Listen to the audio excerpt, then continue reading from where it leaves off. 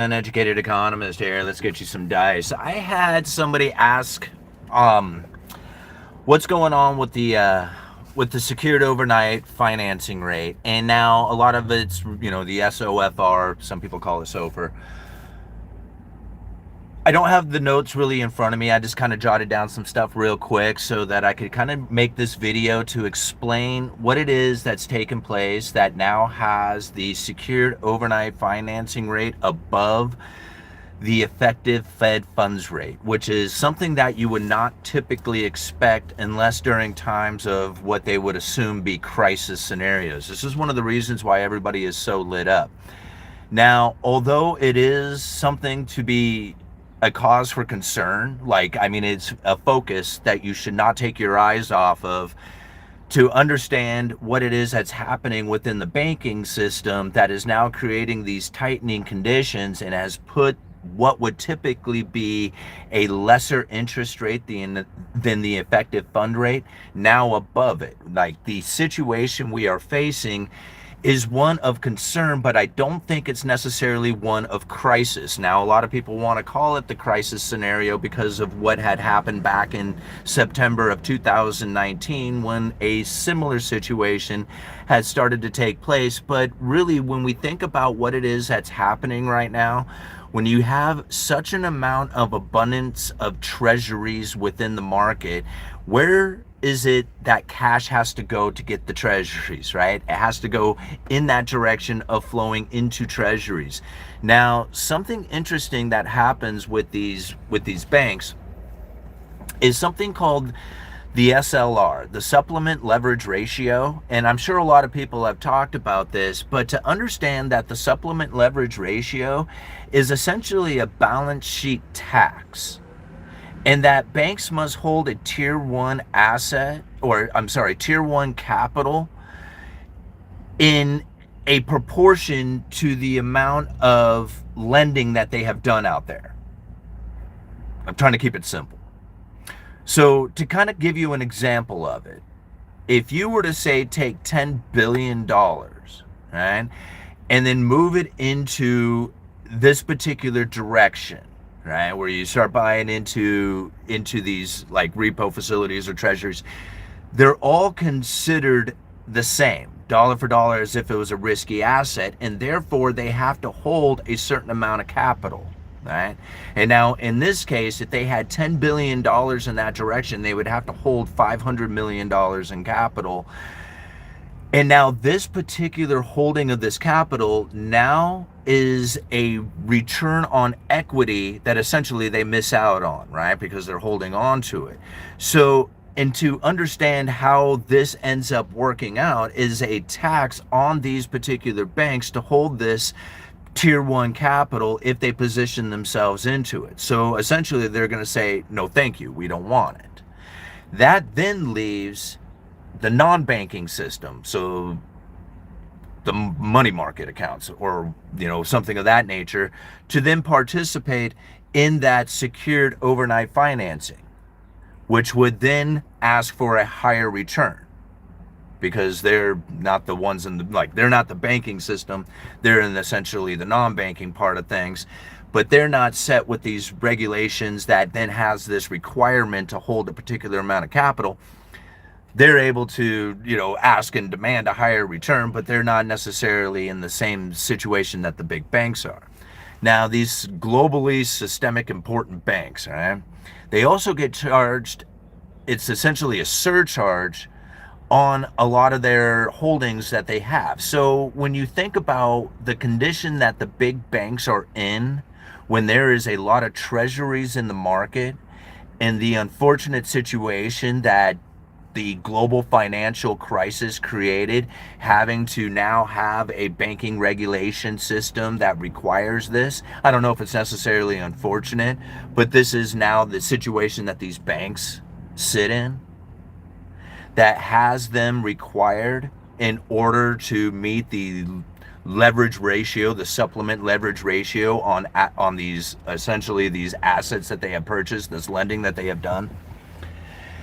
this creates this unique situation in which that they do not want to participate inside of that secured overnight financial rate, essentially because of that situation with the SLR that they now face. Right? I guess the simple way to call it out is banks won't lend in the repo because regulations make it cost more in capital than they earn in interest in the SOFR, or so the in interest. So the SOFR rises as non-banks step in and charge more. That's it. Like, that's as simple as it gets. All right. This is a sign, again, of concern if it gets worse, if it moves on from here, if it continues even, right? Like, it's already gone on for quite some time. But I guess to say, if conditions worsen from here, right? If you see that SOFR start to move up ever higher away from the effective fund rates, you know, if you see this going on in a dramatic fashion and going into the future, then yes, you're going to see continuing tightening within the banking system. You know, you think about it, it's not necessarily banks not wanting to lend to each other on this. It's more of being in a position in which that they just don't want to participate in it because it costs them to do it because of the regulations that are now within the banking system. Is that as simple? I'm trying to keep it as simple as possible because sometimes, like, if you really want to dive into this, there's probably two people you should really follow. Joseph Wang, right, for understanding how it is that the Fed's operations work, and then Jeff Snyder to understand the craziness of what's taking place within the repo markets. I don't think there's any two people that would probably deliver more information about those two topics than them two gentlemen, right? So yeah, if you're looking for more information on it and really going into some deep diving of it, I would follow those two. But then also understand that this is also part of the case, right? That a lot of times that what people are looking at as a crisis situation may be more of regulation that is now forcing the outcome. And see, now I think about this too, like, really, I'm more into monetary policy, right? That's kind of what I follow, is more monetary policy stuff.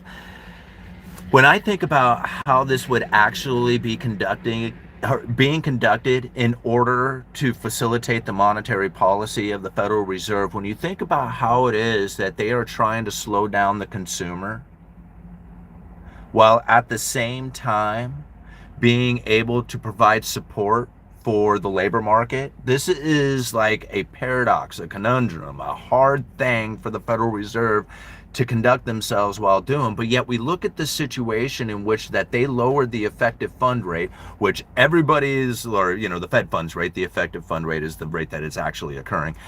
But they lower the Fed funds rate target. This is the rate that everybody says, oh my gosh, this is like how mortgages and everything and all this other stuff is based off of this rate.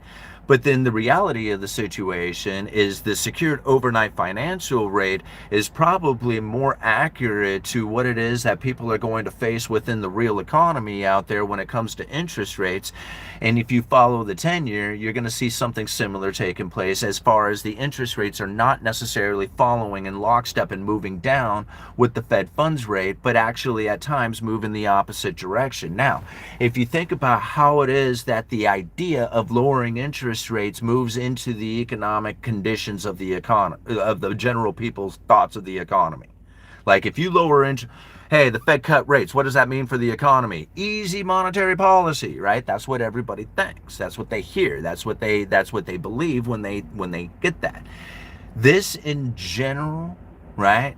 If you were to imagine it by that only, would be lending support to the labor market, right? To the unemployment. We are cutting rates to support the labor market.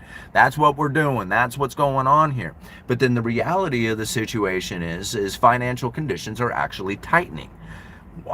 That's what they would want to try and deal with the unruly consumer in the United States who's causing the inflation. You see how they're conducting this in almost two ways? Somebody told me that I talk too confusing, that I go in circles and I talk in words and phrases that they just don't understand. And that is like the last thing that I wanted this channel to be like.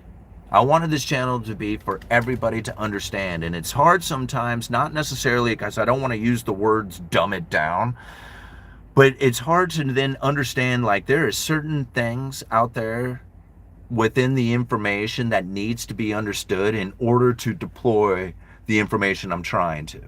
You know, it's like if you don't know certain things, and it's almost like you're lost in space on it.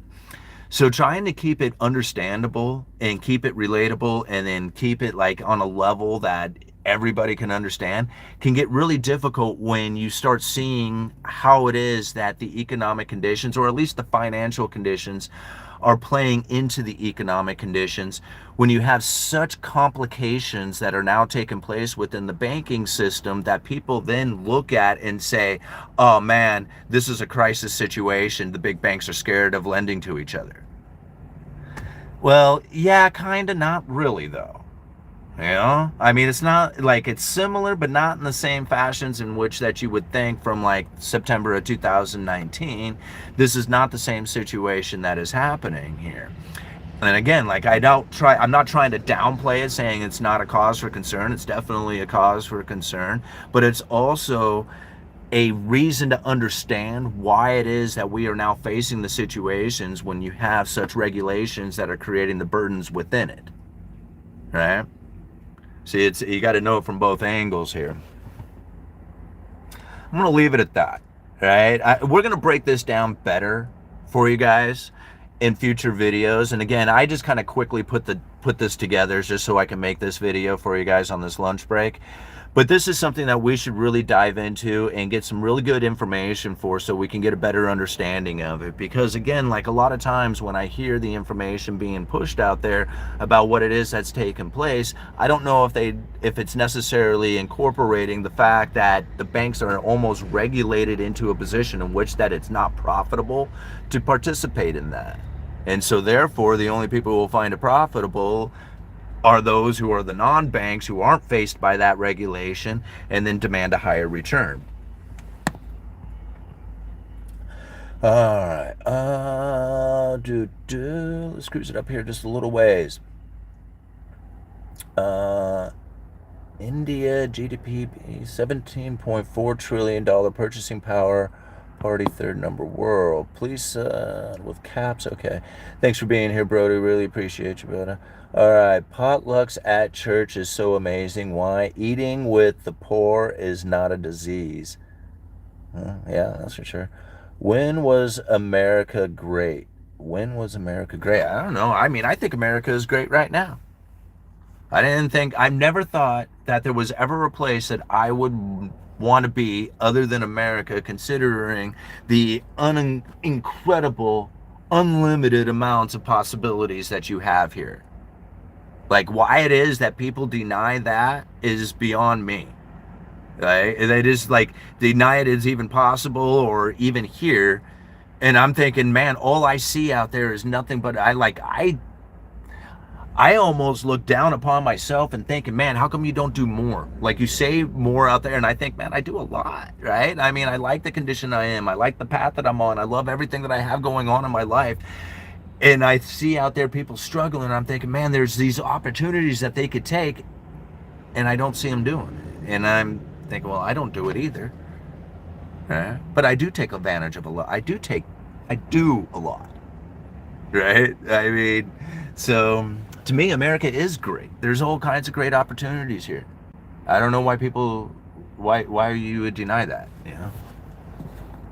I mean, it sucks too in a lot of ways, don't get me wrong, you know, there's all kinds of problems that we face here, but I mean, you got to look past that, you know? Bitcoin is the first thing to crash, I bet. Yeah, I wouldn't be surprised, you know, but we also have to think, like, Bitcoin is a global thing taking place. Like, it's not just here in the United States. So even if the United States was to have issues with it, it's still a global thing, right? It's still, other nations out there are playing around with it just as much as the United States is playing around with it. Maybe not just as much, but they're playing around with it just the same, right? And to me, if you ever do anything that made it illegal, like, that's what people then pay a lot of money for. Like, take anything anybody wants and make it illegal, and the price of it just goes right through the roof. Yeah. Drugs, firearm, sex, it doesn't matter. All right, just take something that somebody wants, make it illegal, and it'll go right through the roof, the price of it. All right. If everyone catches on the credible threat, then the Fed can just take action and the people will respond to their actions instead, which will rebuild trust in their words, restarting cycle. Yeah, at this point, like, I really just don't see how they can fail at their monetary policy, considering the credible threat theory, knowing that they will just go ahead and do whatever it is that they are threatening to do, knowing that the people will then believe it if they do it. It's like, it's kind of funny. It's not funny. It's sad, but it's true. We have an awesome out here on the Pacific coast, right up here at the Oregon northwest Oregon coast, right? We have Fort Stevens, which is an old military base. And what's interesting about it is essentially nothing ever happened except for one incident in which that a Japanese submarine was trying to bomb it, and they were launching their shots at it as well, but they were missing it. So there was one little incident that took place, right? And I don't think there was any casualties or anything like that happened, which is kind of weird. It's like one of the only places that the Japanese actually bombed on in the United States was right here. Now, something interesting about it is like, for the most part, these bases were built all up and down the coast, right? And there's similar ones like up in Washington and all kinds of. It's kind of neat when you go to them because they're like, you almost recognize the different like bunkers and stuff like that, like the style in which they built them.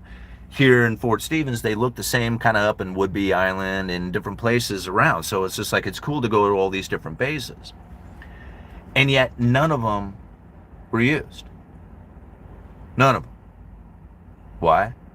Because the credible threat, right? Like, if they weren't there, then we would have been invaded. But because they were there, then we don't get invaded, right?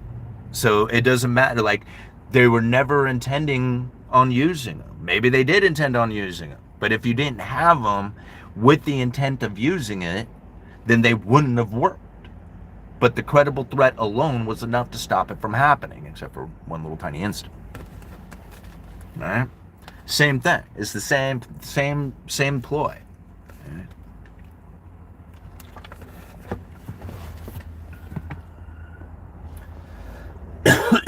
Excuse me. Reducing expenses. Found a 160-month bill I can cut. Now that's going into dollar cost averaging Bitcoin. See, bang, right there. Ben, perfect. Bitcoin, or Ben Bernanke. Sorry, I almost called you Bitcoin Ben. When we should call you. God, I should learn how to talk. We should start calling you Bitcoin Ben. But that's a good idea. Like, I've been dollar cost averaging into Bitcoin for a long time. In fact, I was just talking to a gentleman earlier about it, and how I did it in Cash App for 4 years, and it just absolutely did awesome. I did close to $5,000 in purchases, and right now I believe, well, it's dropped quite a bit. So I think that's worth about, that position is worth $14,000 now in Bitcoin. It's easy. You dollar cost average for 4 years. It seems to work out pretty well. Now, that's not my idea. That's the advice that I got when I asked Lynn Alden straight up. I was like, how do I invest into Bitcoin? How do I time the market? And she told me dollar cost average over the course of 4 years. It doesn't really matter when you start. Easy enough. I didn't need to hear any more about it. Like, I mean, she's the smartest person I know when it comes to investing into Bitcoin and all that other stuff. And to ask her point blank, face to face, and get that sort of response, I'm going to take that to heart. That's the position. That's the direction I went. All right. Ben Carson would be a good president. All right. That's the same reason which explains why poisonous animals use prominent body markings, Simon. Yep, same thing, right? Alrighty, guys, I got like another 8 minutes here, and then I got to call it quits. U.S. time is over. Alrighty. Fort Stevens is a great place to spend a day with the kids. Jim, you are absolutely right. If anybody ever has the opportunity to come out to the North Oregon coast, Fort Stevens is definitely a spot to go visit. Battery Russell, so cool. Very neat place to go visit. There's other areas, historical sites, and then just the beaches and the beach access. Wonderful places to go check out for the day. Fort Stevens is awesome. Highly recommend it. In fact, I was out there the other day. We were running on the jetty. There's a video just a couple of videos back. Just go and check it out here on the channel's page. Liquidity crisis. I will buy your silver for spot price. Yeah. Well, so many people come to me and they're like, dude, liquidity crisis, liquidity issues. And I'm like, you think after all that quantitative easing and money printing, we now have liquidity issues? Weird. Yeah. Yeah. It's going to happen going into the future. But again, I think when I think about it in the monetary policy fashion, like I am not going to be able to dive into the functionings of the Federal Reserve and how it is that they conduct themselves like Joseph Wayne can when it comes to the technicalities. Like, he knows this stuff a billion times better than I do. Like, I mean, way more. And I'm not going to be able to pick apart the repo like Jeff Snyder can. Like, there's no way. These two people are off the charts intelligent when it comes to these two positions, and there's nothing that I can do to even come even remotely close to what they have studied and learned and understand about it. It's just no way. Okay? But I have studied a lot about the monetary policy strategy and what it is that they were looking for with their monetary policy strategies. And although I have made that very simple and understanding, in my opinion, when it comes to understanding that the elevated inflation expectations, raising the neutral interest rate to make the economy less restricted, all these other stuff, that doesn't seem to be in the understandings of other people out there who have this profound understanding of things like the repo facility and the technical functionings of the Federal Reserve, things that I can't seem to even come remotely close to touching, but they don't seem to incorporate that strategy like I have. And at least not from what I have gathered from the information that I have tried to seek out there. I'm literally the only one. Right? I mean, I don't know why, but it is. So when I think about some of the things that I see out there that is happening within the repo facility and seeing the secured overnight financing rate move above the effective fund rate, to me, I'm thinking to myself, man, that's going to slow down actual consumption. Like, that's going to be a focus into the real interest rates that people are facing within the real economy. But yet you look over at the Fed's statement and what it is that they projected out there through the mainstream media and the actual adjustment of interest rates saying we're supporting the unemployment. And I'm thinking, man, are they able to function in two different fashions? Like, are they actually able to raise the interest rates on the consumer to slow that down, to put a binding effect on the inflationary pressure?